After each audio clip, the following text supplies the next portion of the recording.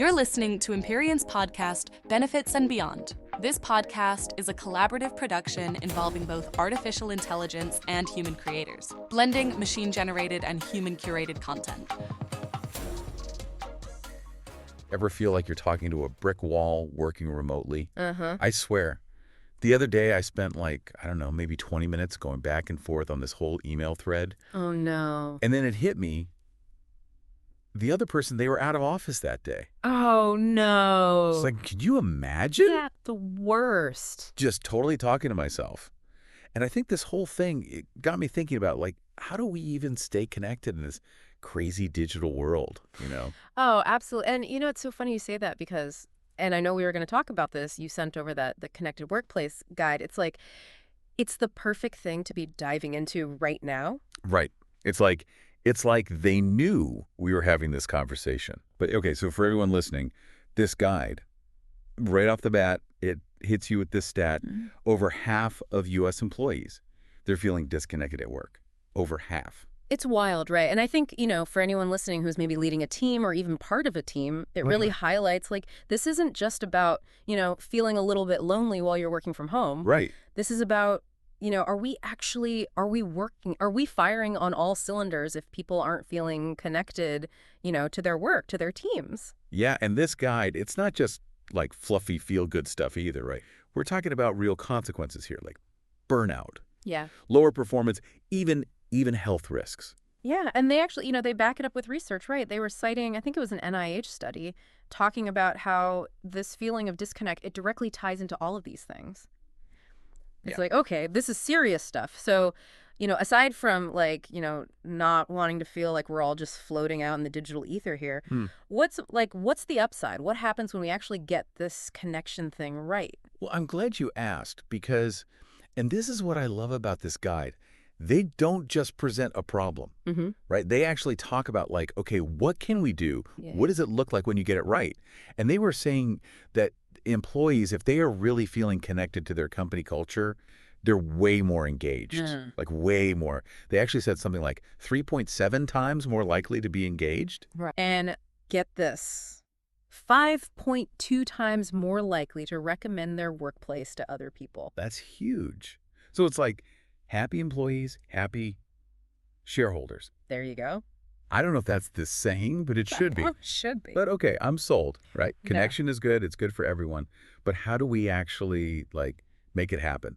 That's the million-dollar question. It is. And the good news is this guide, it's full of really practical, what they call actionable strategies that companies, teams, managers, everyone can actually start using. And the thing I appreciate is they actually say, there's no one-size-fits-all approach here. Right. Because what works for a team of, accountants is probably not going to fly with a bunch of designers. Exactly. And they even give examples in here of some teams, maybe it's about incorporating more virtual coffee breaks or setting up a dedicated online space for, just casual chit chat, not work related. Others, it might be, more structured team building activities or mentorship programs. So it's about finding what works for each team's vibe. Yes. And this is where technology, I think, gets really interesting. Yeah. Okay. Yeah, because it feels like sometimes technology can be part of the problem, right? Totally. Yeah. We're all zoomed out. Exactly. And the guy talks about this idea of not just throwing more tech at the problem, but actually using it really strategically. Okay, so it's not about the tech itself, it's how you use it. Exactly. Got it.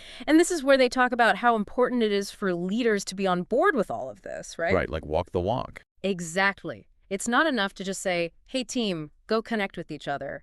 Leaders have to be the ones modeling that behavior, championing these ideas. Lead by example. Yeah. So we've got, defining the strategy, making it work for each team, getting buy-in from the top. What other tools are in this connection toolkit? So 2 more pieces to this puzzle: feedback, can't forget feedback, and then actually figuring out, is any of this working? Are we actually making progress? Yeah, because it's easy to say, okay, let's have more virtual coffee breaks, but if nobody actually feels any more connected at the end of it, what's the point? Totally, yeah. And the guide, they're really big on this idea of feedback loops, not just for, performance reviews and stuff, although that's Oh. important too. But like regularly checking in on how connected people are feeling, what's working, what's not. And they suggest, a mix of things. So like you could do pulse surveys, those quick little check-ins Yeah. just to kind of get a read on the overall vibe. But then also, just as important, like creating those spaces for those informal conversations to happen. Like the virtual water cooler. Exactly. Because sometimes you just need to vent about that one person who replies to emails at like 2 a.m., Tell me about it. Or like the person who's always 5 minutes late to every single video call. Yes, Yeah. the worst. But it's also about having a space to, celebrate wins together, share ideas, just kind of like shoot the breeze a little bit. And this is key, it can't just be about venting, right? Like the feedback actually has to go somewhere. Oh, 100%. Yeah. Like I've been in those situations where you give feedback and then it's just like radio silence. The worst. And it makes you never want to speak up again. Exactly. But this guide, they actually talk about this company, Signature, I think it was called, and they were really struggling with connection, typical remote work challenges. Okay. And so they actually implemented this whole app, right, with like built-in feedback mechanisms so people could share their thoughts, ideas, concerns. Right. And they actually listened to it. They made changes based on it. Proof that, like, when people feel heard, when they see that their feedback is actually making a difference, they're way more likely to stick around, be engaged, all that good stuff. Yep. So we've got the strategies, we've got feedback loops, buy-in from leadership. It kind of feels like at the heart of all of this, it's really about communication, right? Oh, 100%. Like that's the glue that holds it all together, wouldn't you say? Absolutely. And this is something the guide talks about a lot. Like, how do we communicate effectively in this new world of work? Because it's a whole different ballgame. Right. Like, gone are the days where you could just walk over to someone's desk and be like, hey, got a sec. I know, right? And now it's like, is this a Slack message? Is this an email? Should we just hop on a quick Zoom? Right. And like, knowing the right medium for the message, that's key. Because trying to have like a super nuanced conversation about a project through emojis, that's just asking for trouble. Oh, 100%. And this is where the guide talks about the importance of having a good, like, omnichannel approach to communication. Omnichannel. Okay, you're going to have to break that one down for me. I'm not sure I've heard that one before. Yeah, so basically it just means, like, meeting people where they are. So, some people, they live on Slack, right? That's their happy place. Others, they're all about that email life, nice and formal. And then, of course, there are times when nothing beats a good old-fashioned video call. Right, because sometimes you just need to see the whites of their eyes. Exactly. And I think the guide's point is it's less about saying, okay, everyone has to use this one platform, and more about having clear guidelines and expectations around, like, okay, what's appropriate for a quick question versus, like, a big brainstorming session. Makes sense. Yeah. Like, set those boundaries so people aren't blowing up each other's phones at all hours of the night. But it's not just about how we communicate. Right. It's also about what we communicate. Yeah. And I think this is where leadership comes in, again, in a big way. Huge. And the guide actually had a really interesting point about this, talking about the importance of transparency, especially from leaders. So like being open about the challenges the company's facing, setbacks, even failures. Because nobody likes to feel like they're the last to know. Yeah. Right? Especially if it's something big. Totally. And when leaders are willing to be vulnerable like that, it creates this culture of trust. Yeah. And I think it makes people feel like they can be more open and honest too, right? Like if the boss is willing to admit they messed up, then maybe I can too without feeling like I'm going to get in trouble. Exactly. It's about creating that psychological safety. And when you combine that with these like really strong feedback mechanisms, that's when you start to see these really cool things happening. People feel connected, not just to their work, but to each other. So we've covered a lot of ground here: strategies, feedback, leadership, communication. What's the one thing we really want our listeners to walk away with? What should they be thinking about right now? Honestly, I think the biggest thing is like just knowing that this whole connection thing, it's not some like big impossible mountain to climb, you know? It doesn't take a ton of money or some fancy consultant to come in and fix everything.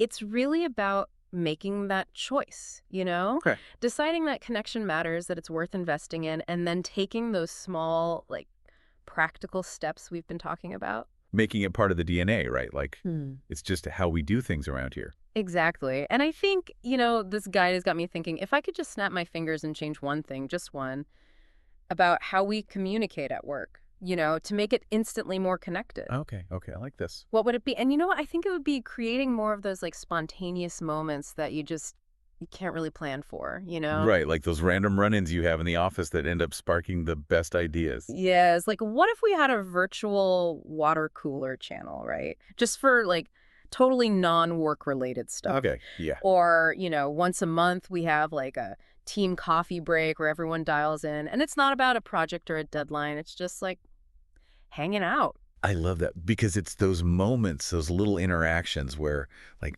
the real magic happens. Totally. It's like we're reminding each other that we're actual humans. Exactly. We're not just like, robots in front of screens. And when you can tap into that human element, even if you're not face to face, I think that's when the real magic happens. Yeah, the engagement goes up, the creativity flows. Suddenly, like Monday morning isn't so bad anymore. Exactly. It's awesome. Well, I am so glad we had the chance to really dig into the connected workplace today. Thank you to our listener for sending this over. It's a good one. So good. And for everyone listening, if you're feeling that disconnect, you're not alone. Not at all. And the good news is there are things you can do about it, like starting today. Absolutely. And I think the biggest takeaway is just like keep experimenting, keep those conversations going. And remember, this connection thing, it's a journey, not like a one and done kind of deal. It's a marathon, not a sprint. There you go. Awesome. Well, on that note, we're going to wrap things up. Thanks for joining us for this deep dive, and we'll catch you next time. Thanks for joining us today. If you enjoyed this episode, please subscribe and follow us on LinkedIn. We'll be back with more great content in our next episode.